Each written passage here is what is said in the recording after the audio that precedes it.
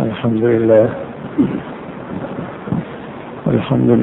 والصلاة والسلام على سيدنا محمد وعلى آله وأصحابه أجمعين.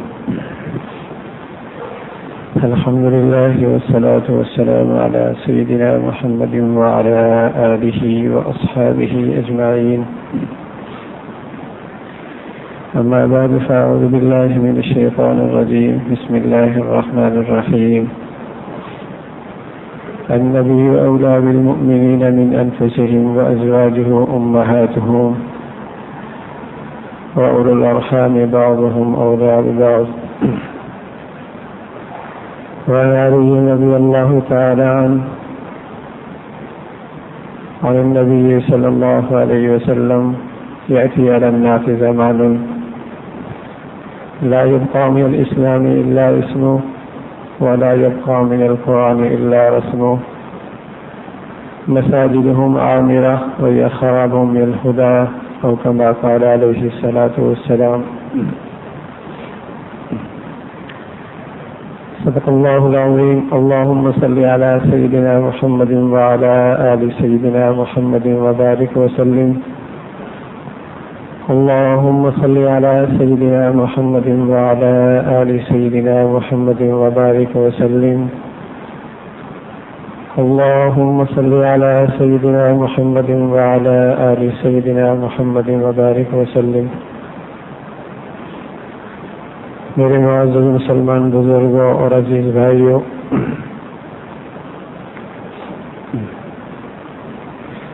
اسلام اور اہل اسلام پر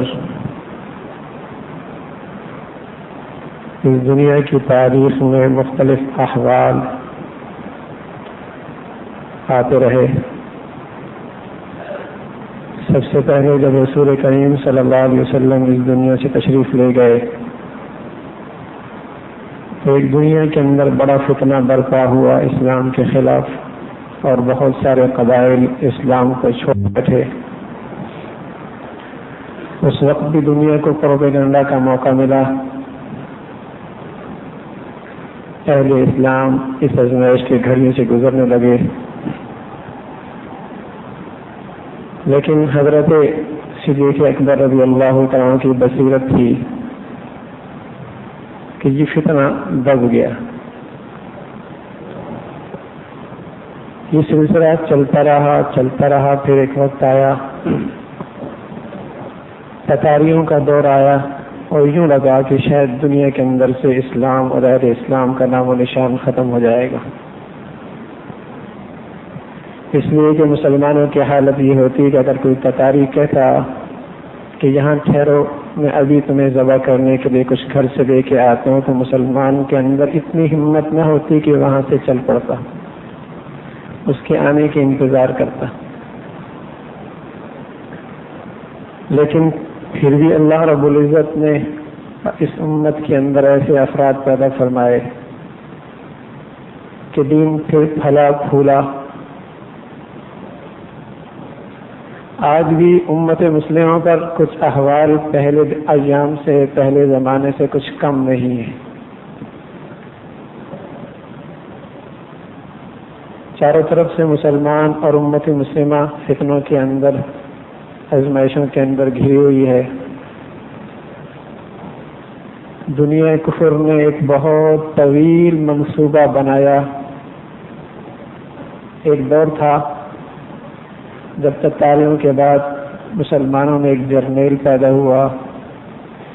کسی بہادر ماں نے بہادر بیٹا جنا جس کا نام صلاح الدین ایوبی رحمۃ اللہ علیہ تھا. اس نے عیسائیت دنیا کو شکست دی، اسلام کا جھنڈا لہرایا. لیکن ہونا یہ چاہیے تھا کہ مسلمان جاگ جاتے. مسلمان فتح کے بعد سو گئے اور دشمن چوٹ کھا کے بیدار ہو گیا. اس نے ایک طویل منصوبہ بندی کی، اور اس منصوبہ بندی کے اثرات اب پوری دنیا کے اندر ظاہر ہو رہے ہیں. اب اس نے ایک نظام بنایا کہ ساری دنیا ایک ہی نظام کے تحت چلے گی، نیو ورلڈ آرڈر. اب جو ہم سوچیں دنیا وہی سوچے، جو ہم پہنے دنیا وہی پہنے، جو ہم کہیں دنیا وہی کہے، جو ہم چاہیں دنیا وہی چاہے، یہ طرز اپنانا چاہا ساری دنیا کے اندر۔ لیکن انہوں نے دیکھا کہ کچھ لوگ ہیں دنیا کے اندر جو خوددار ہیں، ایمانی اہمیت غیرت رکھتے ہیں، ان کے اندر نبی علیہ الصلوۃ والسلام کی محبت کی روح موجود ہے،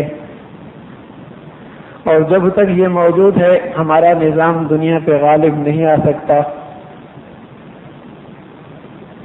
تو انہوں نے کوشش کی، مختلف حربے استعمال کیے، چاروں طرف سے مسلمانوں پر جنگ مسلط کیے۔ لوگ سوچتے ہوں گے یہ دنیا کے اندر اقتصادی جنگ ہے، اور دنیا کے اندر یہ تیل کی جنگ ہے، معاشی اسباب اور وسائل کی جنگ ہے۔ لیکن اگر کوئی شخص قرآن کھولے، نبی کی زندگی پڑھے، تو نظر آتا ہے کہ اس وقت دنیا کے اندر یہ صلیبی جنگ چل رہی ہے۔ وہ مذہبی جنگ لڑنا چاہتے ہیں،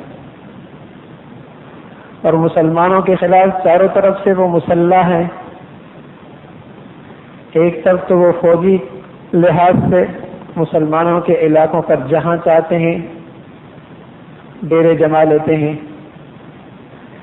دوسری طرف ذرائع ابلاغ کے ذریعے، بے حیائی، فحاشی اور یعنی کے ذریعے مسلمان نوجوان کا ضمیر مردہ کر رہے ہیں، اس کے اندر سے ایمانی روح کو مفقود کر رہے ہیں، اس کے اندر سے حیا کا جوہر نکال کر اسے غیرت سے محروم کر رہے ہیں، اسے بے حیائی اور فحاشی کا دلدادہ اور جسے کہیں کہ گندگی کا ڈھیر بنا رہے ہیں۔ یہ ساری دنیا میں ایک چل رہی ہے۔ دوسری طرف کچھ بے دین، مفکر، دانشور، روشن خیال، گندے ضمیر کے گندے لوگ وہ قرآن کے مفہوم کو بدل رہے ہیں، ذرائع ابلاغ پہ آ کر مسلمانوں کو بزدلی کا سبق دے رہے ہیں، ان کے دلوں کے اندر سے جذبہ ایمان، جذبہ جہاد کو خرجنے کی کوشش کر رہے ہیں۔ ایک موقع پہ رسول کریم صلی اللہ علیہ وسلم نے ارشاد فرمایا، ایک وقت آئے گا کہ جب لوگ کچھ پوچھیں گے کیا یہ وقت بھی جہاد کا ہے؟ تو صحابہ نے کہا یا رسول اللہ کیا یہ سوال کرنے والے مسلمان ہوں گے؟ حضور علیہ الصلوۃ والسلام نے فرمایا ہاں، نام نہاد مسلمان ہوں گے جن پر اللہ کی، اللہ کے رسول کی، اللہ کے فرشتوں کی، سارے انسانوں کی لعنت ہوگی، اس لیے کہ جہاد وہ فریضہ تھا جو انسانیت کے لیے رحمت بن کے آیا تھا۔ وما ارسلناک الا رحمۃ للعالمین، محمد رسول اللہ صلی اللہ علیہ وسلم رحمت ہے۔ آپ نے جو کام کیا وہ بھی امت کے لیے، انسانیت کے لیے رحمت ہے۔ اگر رسول کریم صلی اللہ علیہ وسلم کے ہاتھ سے جہاد اور قتال ہوا، بدر میں اور احد میں گئے، خندق میں گئے، آپ علیہ الصلوۃ والسلام نے ایک موقع پہ ارشاد فرمایا من لکعب بن اشرف، کون ہے جو کعب بن اشرف کو قتل کر کے لائے؟ لأنه آذى اللہ ورسولہ، اس لیے کہ اس بدبخت نے اللہ کو اور اللہ کے رسول کو تکلیف دی ہے۔ وہ حضور علیہ الصلوۃ والسلام کی شان میں اشعار کے انداز میں ہجو اور گستاخی کیا کرتا تھا۔ فقام محمد ابن مسلمہ رضی اللہ تعالیٰ عنہ، محمد ابن مسلمہ کھڑے ہوئے فرمایا اللہ کے رسول میں اس کے لیے تیار ہوں۔ ایک اور بد نصیب ابو رافع، وہ بھی حضور علیہ الصلوۃ والسلام کی گستاخی کرتا تھا۔ حضور علیہ الصلوۃ والسلام نے فرمایا اس بدبخت کے لیے کون تیار ہے؟ عبداللہ ابن عتیق رضی اللہ عنہ کی قیادت میں ایک دستہ تیار ہوا جو اس کا سر قلم کی حضور کی خدمت میں پیش کیا۔ یہ عمل حضور کا رحمت تھا، انسانیت کو اللہ کی رحمت کا مستحق بنانا تھا، اس لیے کہ زمین پر جب تک یہ گندگی موجود ہوتی رہتی اللہ کی رحمت روٹھ جاتی، رب کی برکتیں روٹھ جاتی، تو تو یاد رکھو اسلام میں یہ جہاد، یہ قتال رحمت تھا. جیسے ایک ڈاکٹر کسی موذی زخم کے لیے نشتر لگاتا ہے، آپریشن کرتا ہے، کیا خیال ہے وہ محسن ہے کہ نہیں؟ وہ اس مریض کے لیے مہربان ہے کہ نہیں؟ اگر وہ کہے کہ میں نشتر نہیں لگاتا اور میں ان زخموں کو نہیں کاٹتا، صرف میٹھی دوائیاں کھلاتا ہے، چلو چند سال چند دن تک اور زندہ رہ سکے، تو ہر شخص کہے گا کتنا بڑا مجرم ہے، انسانیت کا یہ کیسا دشمن ہے کہ جس چیز کی اسے ضرورت تھی وہ نہیں دی جا رہی. تو اللہ کی قسم رسول کریم صلی اللہ علیہ وسلم نے جب اس فریضے کو اپنی زندگی میں خود جاری فرمایا، اور آپ علیہ الصلوۃ والسلام کا کام تھا رحمت بننا، تو آپ کا یہ فریضہ بھی انسانیت کے لیے رحمت تھا. اس لیے اللہ رب العزت نے فرمایا کہ جب امت میں یہ فریضہ جہاد نہیں رہے گا تو مساجد برباد ہو جائیں گی، ویران ہو جائیں گی، خانقاہیں دینی درسگاہیں برباد اور ویران ہو جائیں گی، اور پھر دنیا فساد کی آماجگاہ بن جائے گا. تو آج ایک طبقہ اس انداز میں مسلمان معاشرے کے اندر سازشیں کر رہا، قرآن کا مفہوم بدل دو، اس کے مضامین بدل دو، اس کا اصل معنی چھوڑ دو، اب یہ دور وحی کا نہیں ہے، اب یہ دور عقل کا ہے، اب قرآن کو عقل کے پیمانے پہ جانچو، اس کی تفسیر کرو، اس کا مفہوم بیان کرو. ایک کفر اس انداز میں اہل اسلام پر حملہ آور ہے اس طریقے سے، اور دوسری طرح بے حیائی اور فحاشی، اب یہ چاروں طرف سے حملہ آور ہے. اب وہ درمیان میں مسلمانوں کی ایمانی حرارت کو محسوس ناپنا چاہتا ہے، جانچنا چاہتا ہے کہ آیا یہ چاروں طرف کے حملے مسلمان معاشرے کے اندر کس قدر کارگر ہیں، ہم نے اس کے اندر کتنے کامیابی حاصل کیے ہیں، ہمیں اب تک کتنے نتائج ملے ہیں. اب وہ شاعر اللہ کی بے حرمتی کرتا ہے. یہ کیوں کرتا ہے؟ یہ دیکھتا ہے کہ امت مسلمہ کے اندر غیرت، اہمیت، اسلام کی عظمت، محمد رسول اللہ کی عظمت ابھی کتنی باقی ہے. جانچتا ہے وہ، کبھی گوانتانامو میں وہ قرآن مجید کی بے حرمتی کرتا ہے، توہین کرتا ہے، کبھی رسول کریم صلی اللہ علیہ وسلم کی شان میں گستاخی کرتا ہے. سبحان اللہ. ایک صحابی رسول حضرت عمر ابن عدی رضی اللہ تعالی عنہ، آج دنیا میں 1 ارب بلکہ 1 ارب 33 کروڑ سے زائد مسلمان موجود ہیں، لیکن نہ جانے ان کے سینوں کے اندر دل ہے یا کیا ہے. آج ہم نہ جانے مردہ ہے یا زندہ ہے. ایک صحابی مدینہ عمر ابن عدی رضی اللہ تعالیٰ عنہ، جب اس نے ایک یہودیہ سے، برسا نامی ایک یہودیہ سے، جب نے حضور علیہ الصلوۃ والسلام کی گستاخ میں شان میں گستاخی سنی، تو یہ نبی نے صحابی نے قسم کھائی، کہا میں اس دھرتی کو اس گندگی سے پاک کروں گا. اور یہ صحابی اپنی معذوری کے باوجود اپنی اس قسم پہ پورا اترا. ایک مرتبہ حضور علیہ الصلوۃ والسلام نے فرمایا، ایک مرتبہ عمر رضی اللہ عنہ سے کہا اعما، ارے نبی نے. تو حضور علیہ الصلوۃ والسلام نے فرمایا عمر اسے نبی نہ کہے، یہ تو بصیر ہے، یہ تو دیکھنے والا ہے. اگرچہ اس کی ظاہری آنکھیں موجود نہیں ہیں، لیکن اللہ رب العزت نے اس کا زمین بڑا روشن فرمایا ہے. اسے دل کی آنکھیں اللہ رب العزت نے دے رکھی ہیں. عمر اسے اعما نہ کہے، اسے بصیر کہے. آج بظاہر امت مسلمہ اتنی بڑی تعداد کے باوجود بھی ایمان کی کمزوری کی نحوست سے، اور جسے کہیں کہ بے حیائی اور فحاشی کی لعنت کی وجہ سے اندر کا ضمیر مردہ ہوتا چلا جا رہا ہے. بے ضمیری آ چکی ہے. دشمن دیکھ رہا ہے کہ اب یہ قوم، یہ امت مسلمہ سوتی جا رہی ہے. ورنہ ایک بدبخت نے جب گستاخی کی اور امت مسلمہ بیدار ہوتی تو دوسروں کو ہمت نہیں ہوتی، لیکن یہ کے بعد دیگرے یہ سلسلہ چل رہا ہے. وہ جانچ رہے ہیں کہ ان کے اندر کتنی قوت اور توانائی ہے ایمان کے لحاظ سے. ایسا لگتا ہے جیسے رسول کریم صلی اللہ علیہ وسلم کا ایک صحابی حضرت علی رضی اللہ عنہ فرمانے لگے یأتی علی الناس زمان، لوگوں تم پہ ایک زمانہ آئے گا لا یبقى من الاسلام الا اسمہ، اسلام کا صرف نام باقی رہ جائے گا، اسلام کا صرف نام باقی رہ جائے گا. ورنہ اگر ایمان کی حقیقت، ارے کوئی میری ماں کو برا بھلا کہے اور میرے باپ کو کوئی برا بھلا کہے اور مجھ سے کچھ نہ بن پائے تو میرے رات دن کس تلخی کے ساتھ گزریں گے، کس تکلیف کے ساتھ گزریں گے کہ میں اتنا بے بس کہ اپنے باپ کی عظمت کے لیے بھی کچھ نہیں کر سکتا. اللہ کی قسم، ایک ایمان والے کے لیے تو نبی کی شان اور عظمت پر ہزاروں باپ قربان کیے جا سکتے ہیں.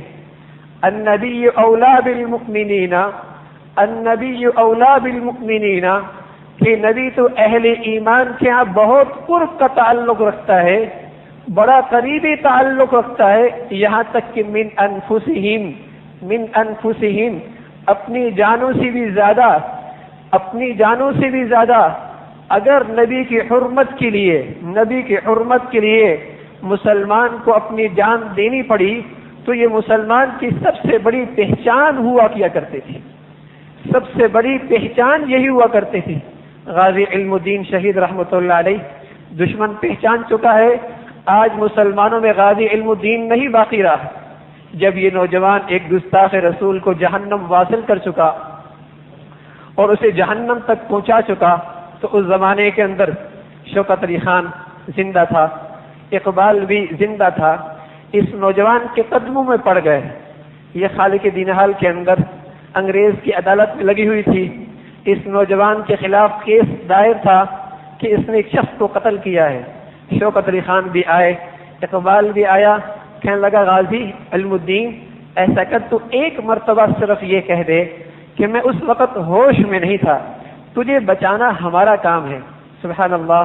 غازی علم الدین شہید رحمۃ اللہ فرمانے لگے ارے اقبال، ارے شوکت علی، زندگی میں وہی دن تو ہوش کا تھا، زندگی میں وہی دن تو ہوش کا تھا کہ جب میں اللہ کے نبی کی حرمت کے لیے اپنی جان کا نذرانہ دے رہا تھا، وہی تو میری زندگی کا ہوش کا دن تھا. تو مسلمانوں، یہ دینی غیرت کا تقاضا تھا، ایمان کا تقاضا تھا کہ مسلمان، دنیا بھر کا مسلمان بے چین ہو جاتا. لیکن علی رضی اللہ عنہ کی روایت ہے کہ ایک وقت آئے گا کہ مسلمان نام کا مسلمان رہے گا. دشمن نے دیکھ لیا ہے کہ نبی کی سنتوں کے مذبح خانے مسلمانوں کے گھروں کے اندر قائم ہیں، نبی کی سنتوں کے مذبح خانے مسلمانوں کے بازاروں کے اندر قائم ہیں، مسلمانوں کی سوسائٹیوں کے اندر قائم ہیں. مسلمان بازاروں کے اندر نبی کی سنتوں کو ذبح کر رہا ہے، اپنے گھروں کو نیلام کر رہا ہے. اس کی اولاد نبی کی سنتوں کو ذبح کرتی ہے تو یہ چی بجدی نہیں ہوتا. دنیا کی چھوٹا سا نقصان ہو جائے تو ماں بھی بے چین ہوتی ہے، باپ بھی بے چین ہو جاتا ہے. دنیا پہچانی ہے، عالم کفر پہچانا ہے کہ جب یہ مسلمان ابھی نبی کو سنتوں کو یوں خود ذبح کر رہا، اس کے حکمران بے دین لوگ خود نبی کی بیٹیوں کو یوں بازاروں کے اندر سڑکوں پر نیلام کر رہے، تو دشمن نے آگے بڑا قدم اٹھایا.